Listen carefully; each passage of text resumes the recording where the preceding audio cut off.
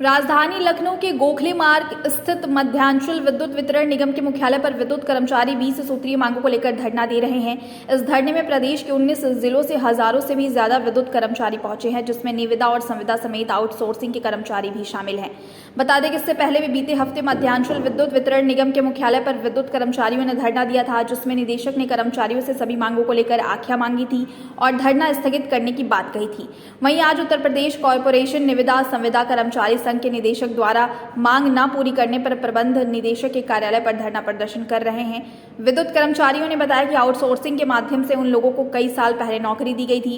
वहीं दिवाली के दिन बिना किसी नोटिस के उन्हें बाहर कर दिया गया, जिसकी वजह से उन्हें आर्थिक समस्याओं का सामना करना पड़ रहा है। उत्तर प्रदेश कॉर्पोरेशन निविदा संविदा कर्मचारी संघ के प्रदेश महामंत्री देवेंद्र कुमार पांडे ने बताया कि मध्यांचल विद्युत वितरण निगम ने हमारी जरूरी मांगों को नहीं पूरा किया, जिसको लेकर हम धरना प्रदर्शन कर रहे हैं और निदेशक से गुहार लगा रहे हैं कि मानक के अनुसार विद्युत कर्मचारियों को सुरक्षा उपकरण दिया जाए।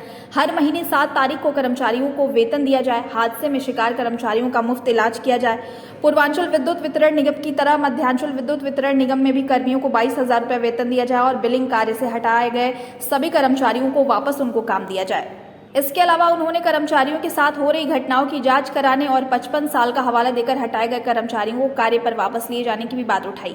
महामंत्री देवेंद्र कुमार पांडे ने कहा कि कुछ मांगों पर आदेश जारी किया गया था, लेकिन न उनका पालन हो रहा है और न ही कर्मचारियों की समस्याओं का समाधान हो रहा है। आज ये प्रदर्शन इसलिए चल रहा है कि 14 नवंबर 2022 को संघ के नोटिस को ध्यान में रखकर एमडी मध्यांचल द्वारा संघ की वार्ता हुई थी। 20 बिंदु का मांग पत्र था। उन सभी बिंदुओं पर निदेशक कार्मिक प्रबंधन एवं प्रशासन द्वारा एमडी मध्यांचल के से हुई वार्ता का अनुसरण करते हुए उन सभी बिंदुओं पर आदेश निर्गत किया गया था, जिसके कारण संगठन द्वारा 22 नवंबर 2022 को किए जाने वाले आंदोलन को यह कहते हुए स्थगित कर दिया गया था कि इस आदेश पर यदि 5 दिसंबर 2022 तक कार्रवाई नहीं होती है तो 6 दिसंबर 2022 को हम लोग यहाँ आंदोलन करेंगे। उस मांग पत्र में ठेकेदारों संविदाकारों द्वारा मानक के अनुरूप सुरक्षा उपकरण न देने, ईएसआई, ईपीएफ और डब्ल्यूसी का लाभ न देने, घायल कर्मचारियों का उपचार न कराने, मृतक कर्मचारियों के परिजनों को दुर्घटना हित लाभ न देने, बिलिंग कार्य से हटाए गए लगभग 500 कर्मचारियों को कार्य पर वापस न लेने। प्रबंध निदेशक उत्तर प्रदेश पावर कॉर्पोरेशन।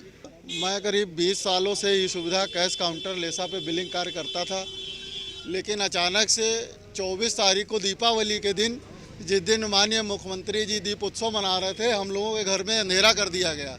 500 परिवारों के घरों में अंधेरा किया गया। तो किस तरह का दीप उत्सव वहाँ हो रहा था। उसके पश्चात कई हजारों रोजगार देने की बात मुख्यमंत्री जी द्वारा की जा रही थी और हम 500 लोगों को बेरोजगार कर दिया गया। उसके बाद आज ये कह के हटा दिया गया कि ये विभाग का नुकसान हो रहा है।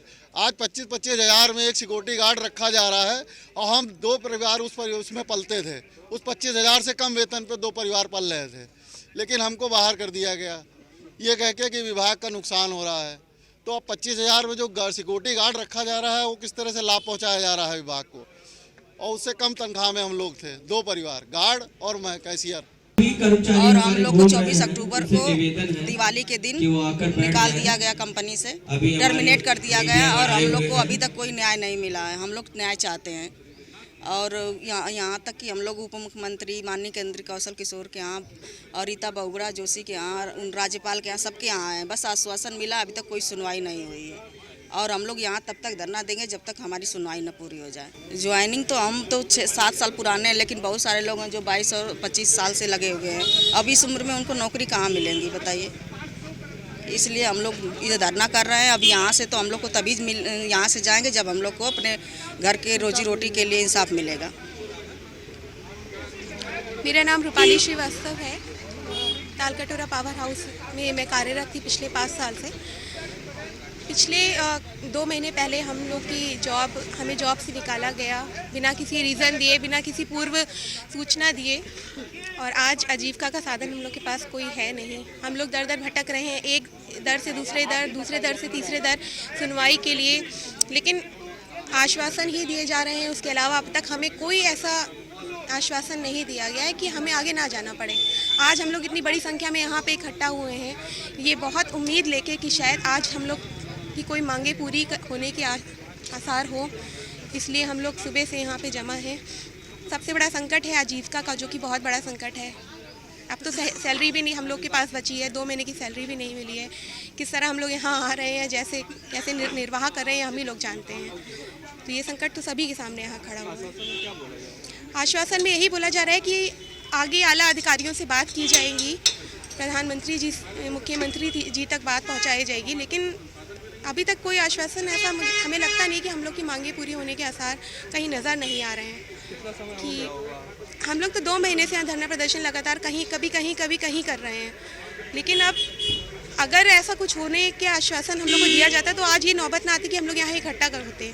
लेकिन लगातार 2 महीने से हम लोग भटक रहे हैं, और सबसे बड़ी चीज़ तो कि अब हम लोग का सैलरी भी नहीं है, साधन ही नहीं है कोई।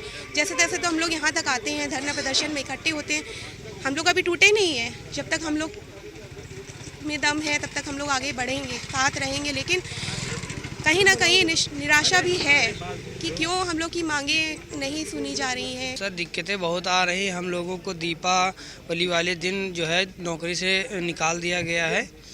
अब मेधज कंपनी थी, उसके द्वारा टेंडर हुआ था मध्यांचल से, तो किन्हीं कारणोंवश उनका अनुबंध समाप्त अभी नहीं हुआ, लेकिन कर दिया गया अधिकारियों के द्वारा। और हम लोग अब सर इसके विषय नहीं जानकारी है, वो अधिकारी हैं, वो अपने अनुसार कार्य करते हैं। नहीं तो क्या आप उनकी मंशा के अनुसार कार्य नहीं कर पाए थे? नहीं, ऐसा नहीं, तो निकालेंगे नहीं। जी सर, ऐसा कुछ नहीं हुआ है, और हम लोग पूरी ईमानदारी से कार्य कर रहे थे, और हमारे साथ 500 बिलिंग के। ईमानदारी से काम नहीं चाहते होंगे ना, आप उगाही करवाना चाहते थे क्या? ऐसा नहीं है सर। निकाले जाने का क्या कारण है? अब पता नहीं उनको लोग क्या सामंजस्य कंपनी और मध्यांचल के बीच हुआ, जिसमें हम लोग फंस गए, और बीच में हम करीब 500 लोग हैं जो कि दीपावली वाले दिन निकाल दिए गए हैं, और हम लोग 2 महीने अभी बैठे हुए हैं, कोई भी अब तक सुनवाई नहीं हुई। जिस मंत्री के पास जाते हैं वो लोग आश्वासन के अलावा कुछ नहीं दे रहे हैं।